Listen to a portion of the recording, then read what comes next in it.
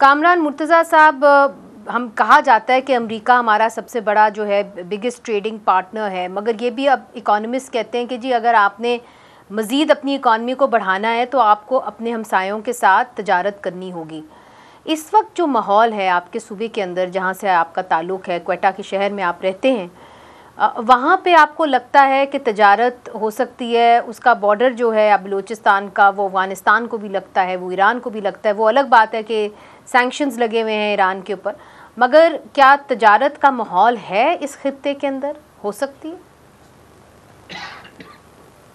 देखिए, इस खित्ते के अंदर अगर आपको मैं कहूँ आप पाकिस्तानी हैं, मैं ख़ुद पाकिस्तानी हूँ, मैं बलूचिस्तानी हूँ, अगर मुझे कहा जाए कि आपने इन्वेस्टमेंट करनी है तो मुझे भी जो है ना 10 दफ़ा सोचना पड़ेगा कि आया इस माहौल में जहाँ सड़कें 10-10, 20-20 दिन बंद रहती हैं और इवन जो है ना इंटीरियर में ट्रैवल करना नामुमकिन है, मुश्किल नहीं, मैं नामुमकिन कह रहा हूँ, तो उसमें मैं इन्वेस्ट करूँगा कुछ जाके। इवन अगर वो बात करोड़ों की ना हो, लाखों की हो, इवन हज़ारों की हो, तो क्या जो है ना इन हालात में कोई इन्वेस्टमेंट करने के लिए आएगा जो बलूचिस्तान से ताल्लुक़ रखता है? आंसर है कि नहीं, ऐसा मुमकिन नहीं होता, ये अननेचुरल है।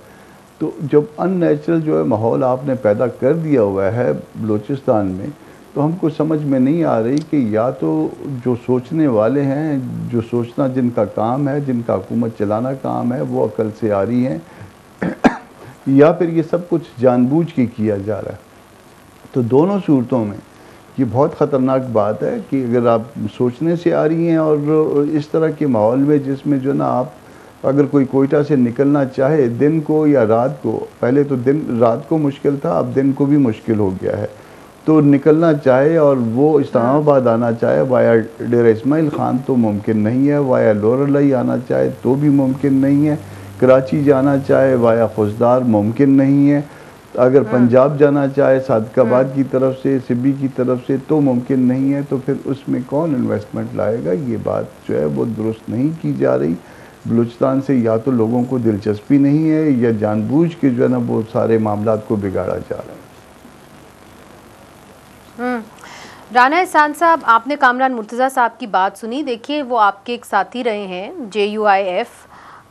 मैं तो ये भी कहूँगी कि अख्तर मेंगल भी आपके साथ ही रहे हैं। PDM के अंदर उन्होंने एक अच्छा रोल अदा किया था, आपके साथ मिलके वो चले थे। तो अब सवाल ये उठता है कि वो सरापा एहतजाज हैं, उनको कवरेज की कहीं नहीं मिल रही। दूसरी तरफ से हम देख रहे हैं कि हर तरफ से सियासत को बंद गली में ले जाया जा रहा है। तो ये सहरा तो आपकी हुकूमत के ऊपर आएगा ना, चाहे पीपल्स पार्टी की वहाँ पे प्रोविंशियल गवर्नमेंट हो कि ना हो। लोग तो आपकी हुकूमत की तरफ देख रहे हैं और ये वो हुकूमत है जिसने माजी में कम अज़ कम बलोचों के मामलात को हल करने की कोशिश की है। देखिए, अभी भी हम बलोचिस्तान के मामलात को हम हल ही करना चाहते हैं, लेकिन और कोई जो है वो बंद गली में किसी को नहीं डाला जा रहा। देखें, बात ये है कि अगर BYC है और वो BLA को जो है वो अगर उनके साथ सिंपथाइज़ करती है या कंडेम नहीं करती, तो फिर ये चीज़ें जो हैं ये देखनी होंगी कि आपने किस तरीके से आगे बढ़ना है। और डेफिनेटली देखें, सिक्योरिटी सिचुएशन अगर दुरुस्त नहीं होती तो इन्वेस्टमेंट आना बड़ा मुश्किल है, मैं एग्री करता हूँ, लेकिन इसको हमने दुरुस्त करना है, इसको हमने बेहतरी की तरफ लेके जाना है। अख्तर मेंगल साहब हैं, उनके साथ बिल्कुल हुकूमत इंगेज कर रही है, लेकिन हमारे लिए भी ये ताजुब होता है कि जब कोई BLA की एक्टिविटीज़ को कंडेम ना करे और जो प्लेन एक दहशतगर्दी के हवाले से जो है वो पुरजोश हैं, और इसमें भी कोई शक नहीं है कि उनको ट्रांसनेशनल एलिमेंट्स जो हैं उनकी फंडिंग भी कर रहे हैं।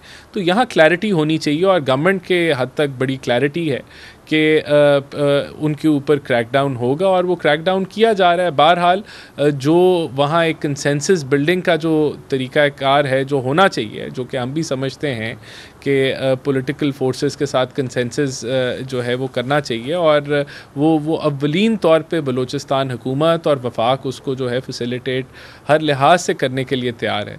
लेकिन देखें, कल इंशाल्लाह ताला एक बहुत बड़ा मगर